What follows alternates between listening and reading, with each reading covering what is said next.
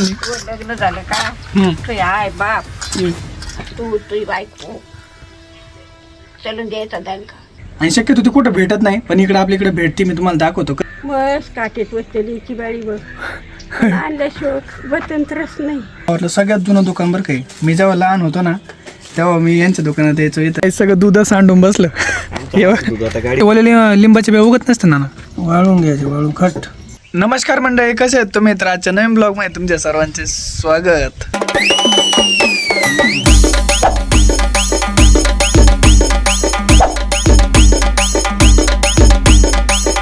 घरामध्ये एक नवीन इंटरेस्टिंग गोष्ट करणार आहे, कारण तुम्हाला पण दररोज बघून बघून कंटाळा आला असेल आणि आजीला पण बघून कंटाळा आला असेल. तर आज एक गोष्ट करू, ती तुम्हाला पण फायद्याची आहे आणि आजीला पण आहे.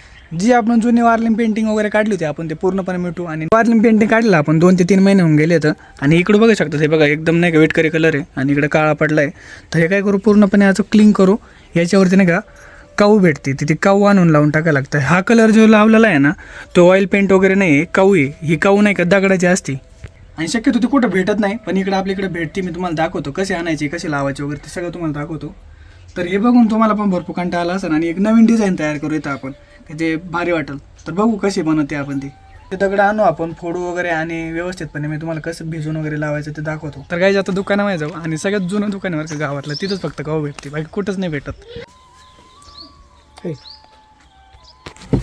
गाईज बघू शकता येतं बघ, इथंच गाव भेटते आणि गावातलं सगळ्यात जुनं दुकान बरं काही. मी जेव्हा लहान होतो ना तेव्हा मी यांच्या दुकानात यायचो इथं. आणि आता म्हणजे जागा चेंज झाली, पलीकडे साईडला वाडा वगैरे होता, तेव्हापासून यांच्याकडे गावात कुठेच भेटत नाही ना, त्यांच्याकडे जुन्या गोष्टी भेटतात. भरपूर जुनं दुकान आहे. तर हे बघा अशी काव असते. आता हे तुम्हाला दाखवतो मी कशी बनवायची वगैरे, त्याच्यानंतर कलर द्यायचा. हे चंपू काका. तर गाईज आणली काऊ. आता हे नाही का कशी भिजू घालायची, किती पाण्यात टाकायची मी तुम्हाला दाखवतो. गाईज एक छोटं घमेलं घेतलं आहे, आता त्याच्यामध्ये सोडून घ्यायचे असे. हे बघू शकता दगड आहे ते डायरेक्ट. आता हे दगड नाही का थोड्या वेळ बघ कसे विरघळून जाते. ह्याच्यामधून बबल लय भारी येते बरं का, बघायचं तुम्हाला हे दाखवा. तर बघू शकता आता याच्यातून बबल कसे निघतात.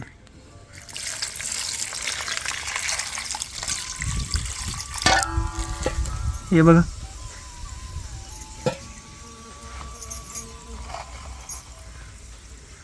आता याला आपण जवळपास नाही का अर्धा लिटर पाणी टाकलं आहे. आता अर्धा लिटर पाण्यामध्ये नाही का पूर्णपणे हे एकदम पातळ होऊन जाईल. आत्ताच लागली व्हायला. हे बघू शकतात दगड असा तर कडक असतो, पण जेव्हा पाणी टाकतो ना त्यावेळेस लय पातळ होतो तो लगेच.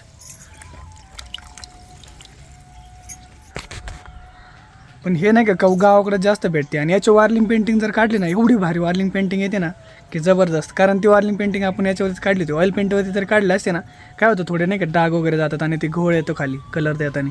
तर याच्यावरती घोळ वगैरे काही येत नाही, डायरेक्ट नाही का जसं आपण पेंटिंग काढतो ना त्या प्रकारे चिपकून जाते. गायचं आता 15-20 मिनटं झाले तर बघू शकतात तुम्ही. हे बघा एकदम ते दगड वगैरे नाही का पूर्णपणे माती झाली त्याची. एकदम मस्त कलर झाला, एकदम घट्ट झाला आहे. पाणी आपण एकदम मापात टाकलं होतं ना त्याच्यामुळं. तर आता हे कसं लागतो मी तुम्हाला ते दाखवतो. तर आता बघू शकता, हे बघा एकदम डायरेक्ट प्लेन होतं डायरेक्ट.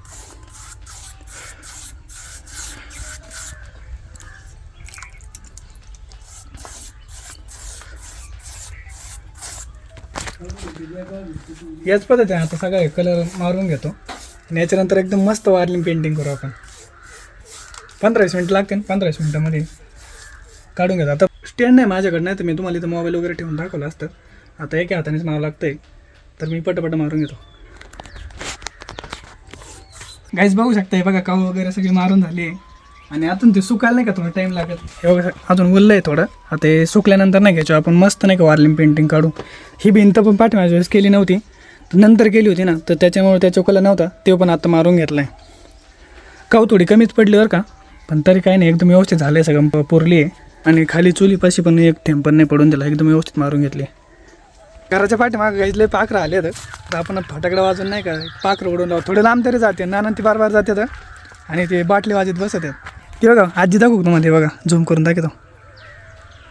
हे बघा तिकडं पाखरं आणत होते बरं का.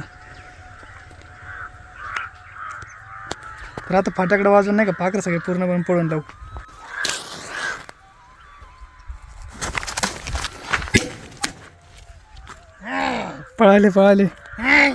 पळाले ना गाईचं आपल्याला एक चहाचं प्रमोशन आले तर ते मला आले की दादा तुम्ही आम्ही दिलं होतं तुम्हाला प्रोडक्ट तर त्याचं तुम्ही एखादी रील तर नाही काढून दिली आम्हाला तर आपण त्यांना एखादी रील काढून देऊ हे बघा आजी नाही का सरपण घेऊन आली आणि घरामध्ये दूध नाही आहे तर मी चाललो आकसूकडून दूध घेऊन येतो आणि त्याला पण घेऊन येतो चहा प्यायला घरात दूधच नाही भरपूर दिवसापासून तर चला आता ही बघा बाई आली सरपण घेऊन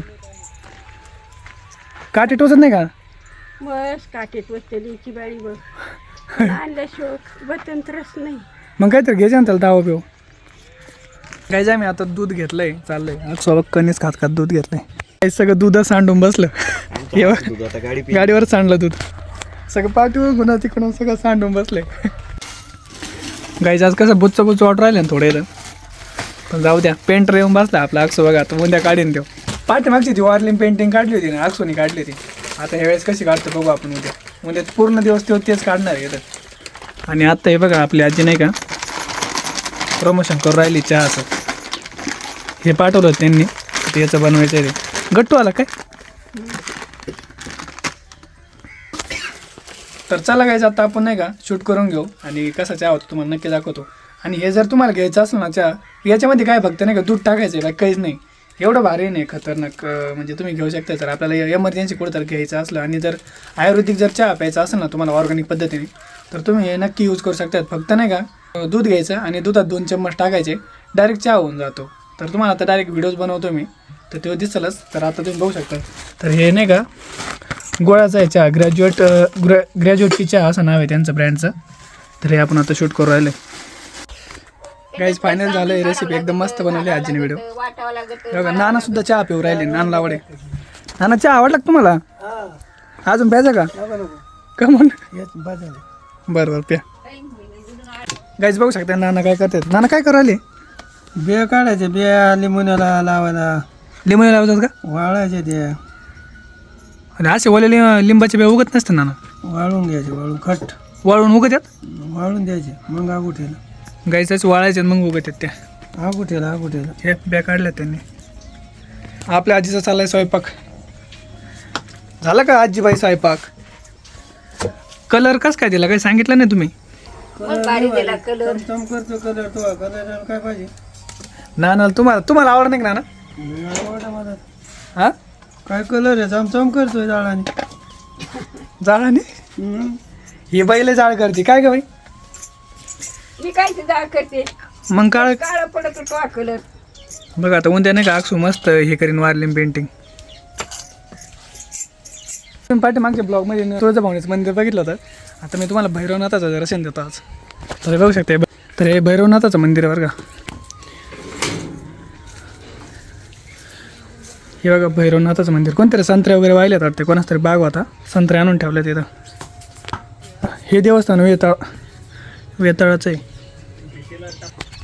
संध्याकाळी इथं मस्त वातावरण वगैरे असतंय अक्षून ते क्रिकेट खेळून राहिले इथं संध्याकाळी मुवमेंटच भारी आहे हे बघा चाफ्याचे फुलं वगैरे पण आले इथं चाफ्याला फुलं आले इथं